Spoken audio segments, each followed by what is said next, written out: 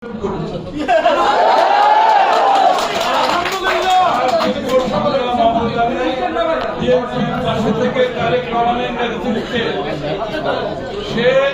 এই আন্দোলনে আমাদের সহযোগী ছিল।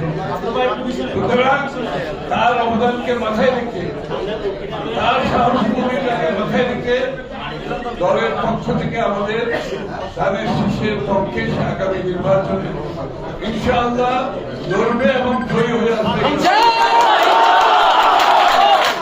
আপনারা যারা আছেন আপনাদেরকে ঐক্যবদ্ধ থাকতে হবে এবং আজকে যারা আসেন নাই আমার মনে হয় ওনারাও সবাই ঐক্যবদ্ধ ভাবে তারেক রহমান সাহেবের নেতৃত্বে ধানের শীষের বিজয় নিশ্চিত করতে হবে আমাদের। এর বাইরে যাওয়ার কোন সুযোগ নাই, কারণ এটা বাংলাদেশকে রক্ষার সংগ্রাম, এটা গণতন্ত্রকে রক্ষার সংগ্রাম, এটা বাংলাদেশের মানুষের মালিকানা ফিরিয়ে দেওয়ার সংগ্রাম। এই সংগ্রামে আমাদেরকে জয়ী হতে হবে। সবাই একসাথে ঐক্যবদ্ধ ভাবে, মিলিত ভাবে, সম্মিলিত ভাবে আগামী নির্বাচনের দিকে এগিয়ে যেতে হবে।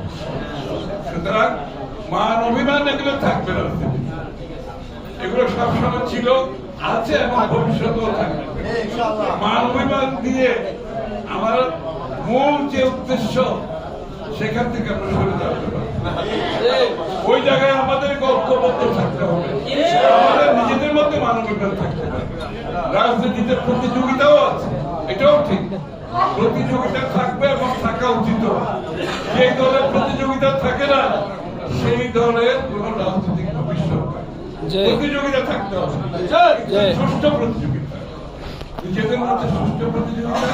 আর যে মুহূর্তে দলের সিদ্ধান্ত আসবে সেটাকে মেনে নেওয়া কিন্তু রাজনৈতিক প্রক্রিয়ার অংশ। দলের সিদ্ধান্ত আমি বিশ্বাস করি আপনারা সবাই ঐক্যবদ্ধভাবে ইনশাআল্লাহ আগামী নির্বাচনে আমরা যাতে জানতে পারি রামগঞ্জ থেকে শাহাদাত হোসেন সেলিম নির্বাচিত হয়েছে।